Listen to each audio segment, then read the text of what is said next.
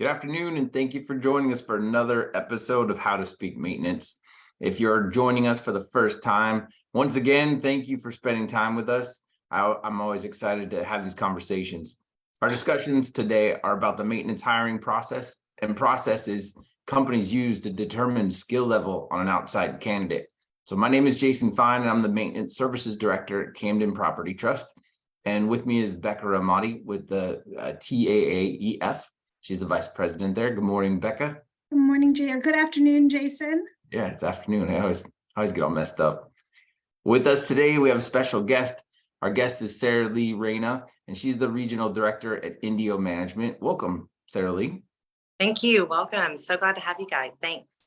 Yeah. Would you mind telling the listeners about yourself and your position and a little bit about your journey? Yeah, absolutely. Yeah, I started in the industry just a little over 20 years ago. And, I started out as a part-time leasing. I was working at a law office and decided that just wasn't for me. I had more personality to offer. And so I wanted an industry that I could grow with and develop and learn. And so I went into the leasing profession, and then from leasing became, an assistant manager, and then became a leasing trainer to help develop new leasing professionals like myself that was coming into our industry. And then, from there, I moved up to a property manager position, and then became a regional mentor. And then shortly, after that, became a district manager and a regional. So, I've worked in all different, levels and positions in our industry. That's great. When we were talking earlier, you were discussing your love for maintenance and your passion for maintenance. Would you mind kind of talking about that a little bit?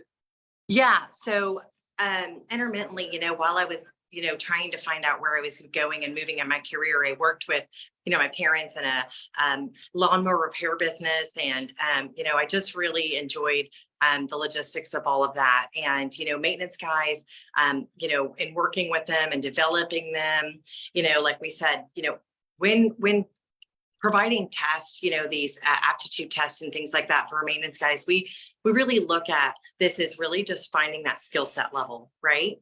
And just really identifying, the skill sets, no matter what the position is. It's like you said, it's not really you're not going to qualify or qualify. It's really to understand what their skill set is and what their needs are. So, I get with my maintenance guys, talking about, making sure their Freon's good, making sure, do you need me to come help you with a tub manifold, or, do you need me to come help you put Freon in? Or, so I joke with them all the time about getting out in the field, and they always, joke with me and say, yeah, come on, help us. We got 5 AC calls. Let's do it. So, I do really generally have a passion for maintenance and what these guys do, because they are generally the heart of our industry.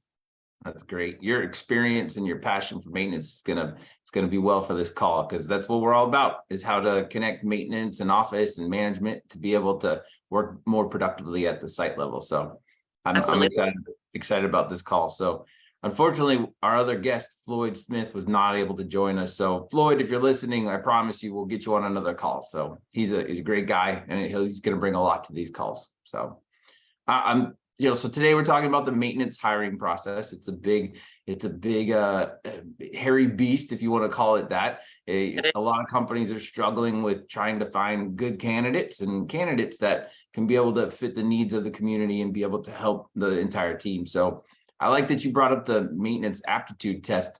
Have you ever had an experience with the maintenance aptitude test, or are you guys using one now?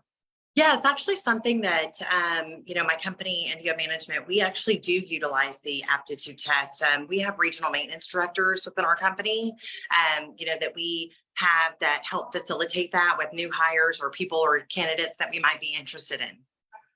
Yeah, it's great. I remember, from my experience when I first started in the industry, that I had to take one of those maintenance aptitude tests, and when I was a maintenance hiring specialist at my last company, and I remember we would sit down and we saw, you could see the scores, and you get excited when you saw somebody with a high score on the maintenance aptitude test, and you said, yes, this is going to translate into a qualified candidate.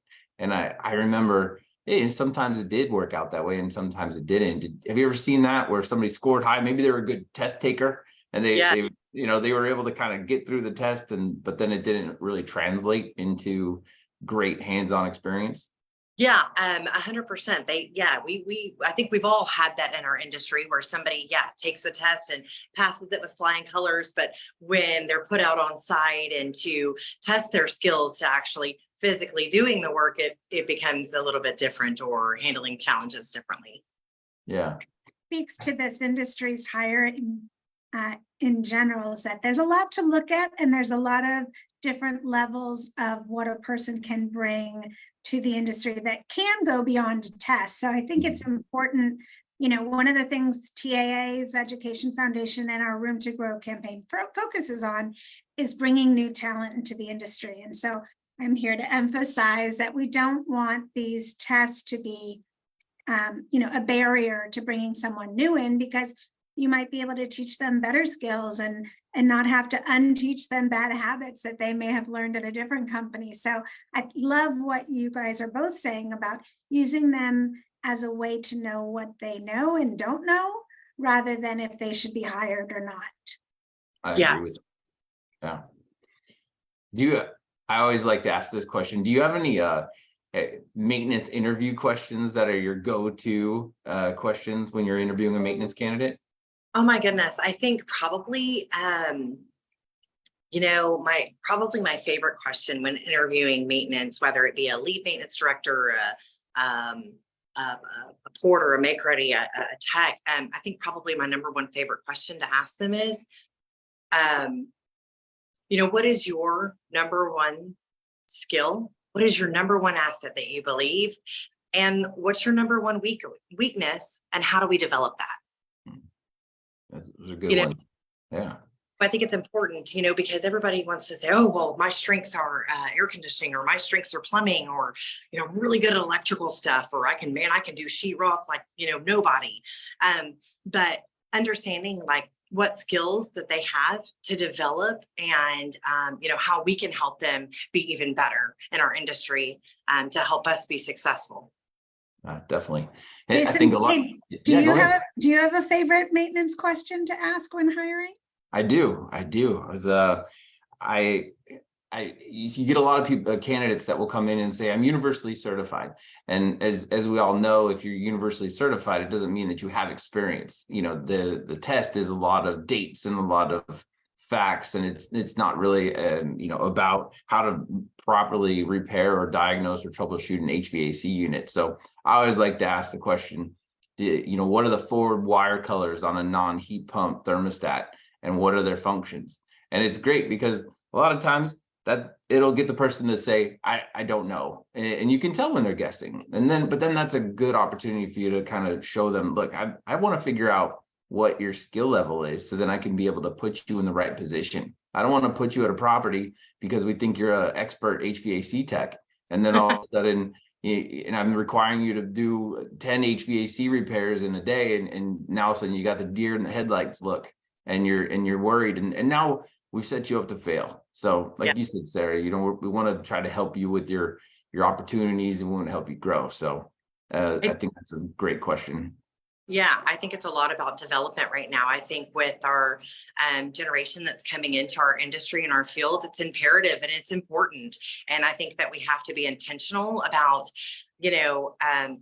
giving them opportunities to have the skill sets to be successful in our industry. And, these make readies or porters or, technicians, giving them those skill sets and empowering our lead maintenance directors to give them the skill sets and to teach them and train them and cross train to grow in our industry. I think it's really important. Yeah. I think every maintenance team is, when they have an open spot, they're very emotional, right? They need that body, that person, that workload is growing on them. And so they want the best technician. And I've seen it before where teams will have an open position for 200 days because they're looking for that perfect candidate, and they're bypassing all these green candidates. Meanwhile, if we would have hired one of those green candidates 200 days ago, what sort of training could I give them over 200 days? I think there's a big opportunity. Exactly. And you couldn't have said it, just better right now, because I literally have a property that I have a maintenance supervisor out right now. I have a technician assistant. And, we've been looking for a make-ready technician that maybe has a little bit more, initiative, maybe a little bit more skill set. And, he said, I've got this guy, I've been, temping him. He's doing great. He comes to work every day. He's here. He's dedicated. He's devoted. And I said, then let's develop him. Let's teach him. Let's grow him. And he said, I hadn't thought about it that way. I said, let's stop looking for somebody that has a little bit more experience and start investing our experience into him. Oh, I love how you put that. Jason, Yeah. can I ask you both the question? Sure. Yeah. I'm curious, where in the process of hiring are you inserting these assessments? We don't use an assessment at Camden. So I would look to Sarah to be able to lead it, let us know. We would usually use this assessment after a first interview, after a meet and greet. I think it's important when we're starting to interview candidates that it's not very, black tie, like I think it's good to have a first time open conversation to understand what they're looking for, what you're looking for. And then, when that connection is made, then set that second interview up with a regional maintenance director or a tenured or seasoned maintenance supervisor that can assist you. And then get them together to say, hey, we just have this aptitude test. It's very simple. It's, 20 questions. It's just for us to understand your skill set and what position might suit you best. That's great. I had an opportunity. I have a good friend in Dallas. His name is Sandon Porter. And I was able to sit in on an interview with him one time. And he took the candidate up to a vacant apartment and opened up an HVAC unit and said, show me what you know. And it was a heat pump unit. So he was looking for him to start pointing out some of the heat pump issues or, parts.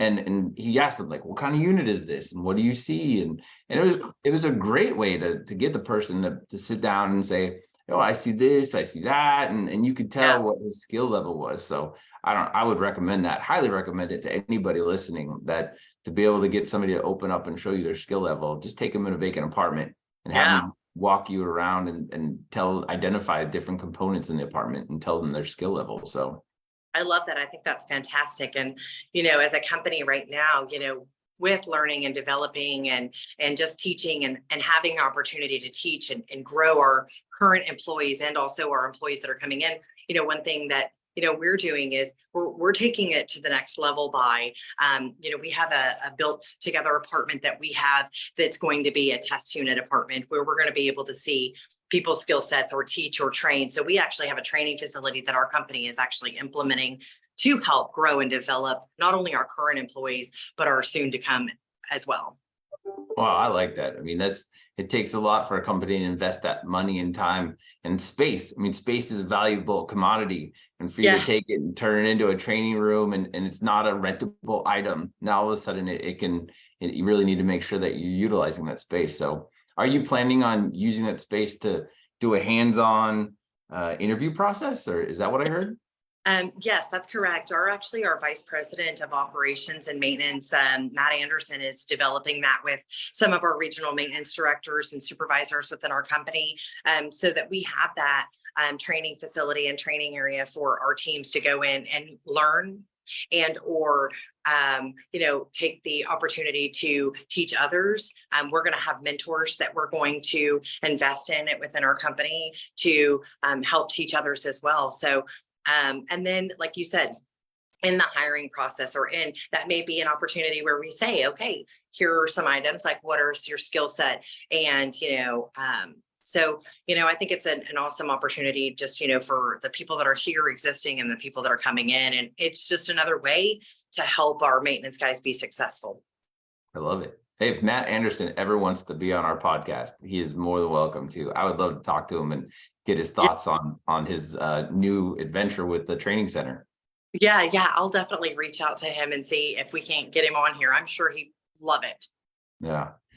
Do you find that it's important to try to get candidates in the door and get interviews as quickly as possible? I do. I think that it's important when you receive a candidate or a lead for a candidate that you jump on that immediately, because with the market and the lack of new candidates that are, have the ability or know someone in our industry, I think it's important that you need to take the opportunity to pick up the phone, take 5 minutes. Like I said, first call doesn't have to be a formal. It can be just a meet and greet. Hey, I received your information. I'm really interested. And I think you have to create that importance of, we have an amazing opportunity. I think it's important that we let these new maintenance guys know, or these teams know, we have an awesome opportunity. Because I think sometimes we get wrapped up in the logistics of, so tell me, what your this is and what your skill set is, and what and what you, but we need to take a minute in our industry to stop and just say, hey, how are you? I'm so glad you've reached out to me. I have an amazing opportunity for you. And we need to get these maintenance guys, and these guys want to be in our industry, excited about what we're doing. I And agree. we've talked about this on Hints from HR and here as well, just that, culture fit is so important, and Yeah. increasingly it's a non-negotiable for a lot of people. And so making sure that you have that time with them to talk about the culture, to find out what they're looking for. Does that fit what you're looking for? Is really one of those setting people up for success things. We've talked about how you can teach skill, you can't teach attitude or, want, grit, those kinds of things. So I think it's great to have that focus, not just on, the skills, because those can be taught, especially in a green candidate, a new candidate. But that other stuff is harder and requires some care and time. Yeah, absolutely. I think it's important for sure, Yeah, if that pool of qualified maintenance employees is so small and it's shrinking by the day, it's super important to jump on these candidates as quickly as possible, right? Like you said, Sarah Lee, that we have to make sure that we're grabbing their attention and we're getting them in the process, and then we're empowering our maintenance supervisors possibly to make a decision. If they're going to be managing this technician, then why couldn't the manager and the maintenance supervisor sit down and say, this is our budget and this is what we're looking for, and collectively, if we get a good candidate in the door, don't let them walk out, right? Yes. Because if they put their application out to 10 different companies, chances are they might get 8 different phone calls, and hopefully we're the first one and we're the last one that they choose to accept. So Yes, absolutely. You want to be the first one and the last one. yes, I definitely agree with that. Well, any other tricks that you've acquired through your years of experience? Any other, besides the aptitude test or, the trick questions or anything like that you'd like to share? I think it's important that, when we're interviewing, for maintenance guys, a lot of the time, they kind of feel, I think sometimes from my prior, past experience, sometimes they feel like, that, their place or their position isn't as, great or wonderful as the office staff. And so I think it's important when you're interviewing, and you're reaching out to those employees, that you bring in the other team members just to say, I'd like to introduce you to so and so and so and so. They do the leasing here, or this is the manager, for this, site, or this is the assistant manager for this site. And I think it's important that, you let them, tell you, how they would make your community better, and, what they have to bring to your community and your team. And so I just think it's important building that communication, and building that bond, from the first point of contact, so that they initially feel that connection with that team. That's great. I like that you brought in other people. Are you bringing in leasing consultants too? Is that what Yeah. That's great. When I'm interviewing for any kind of maintenance position, I am introducing entire staffs to them. Wow. First round, interview. And, most of the time, I will tell you, we've had some second round interviews that have come in, and, and sometimes, for higher, level positions in our maintenance industry, third level comes in. By then they've met half the company, and they're family by then. So, it's a done deal. So I think it's important, integrating your inside staff and your outside staff when completing that interview process. Yeah, sounds like it's meeting a significant other's family for the very first time. You're gonna meet the aunts and the uncles and the cousins and Exactly. that's great. Multi-family, big old family here. That's 100% accurate statement there. I think one of my favorite questions is that I've been asking is, are there any questions that you have? I mean, this is not only an opportunity for me to see if I want to interview you or if I want to give you an opportunity. It's also an opportunity for you to interview me and see if you want to come to work for the company. And that question to me has been a lot of fun because it gets them talking, and you can see how much maybe investigative work they've put into trying to find out more about the company or the position. And it really kind of highlights, where their head's at as well. Sometimes if they attack it with money right away, and it's a money question, then, maybe it's a money thing that they're looking for, right? Yeah. Everybody's motivated differently. Some people are motivated by money. Some people are motivated by, recognition. Some people are motivated by challenges. Some people, everybody's different. So I think it's important just, in asking those questions and finding that out. And if it is, brought up there, sometimes it's not all about the money. Sometimes it's about the people you work with and who you're around. I agree with that one because you're going to spend more time at work than you are going to at home. So you better enjoy hanging out with people that you're working with. So, and you better like a lot. Yeah, definitely. Yeah. Well, Becca, do you have any other questions or no? No other questions, just that we'll be back with another episode of How to Speak Maintenance on June 28th. And I think that's it. Yeah. Well, thank you for your time today, Sarah Lee. I really enjoyed talking with you, and it was very impressive what you've done. And I know that the listeners are going to have some takeaways that they can be able to utilize at their property going forward. So I also want to let her, yeah, sorry, didn't mean to cut you off. I also want to let our listeners know that these conversations are available on the go as a podcast, wherever you download your podcasts, as well as on Facebook and LinkedIn. So thank you very much for your time. Thanks, everyone. Bye-bye. Thanks. Have a great day.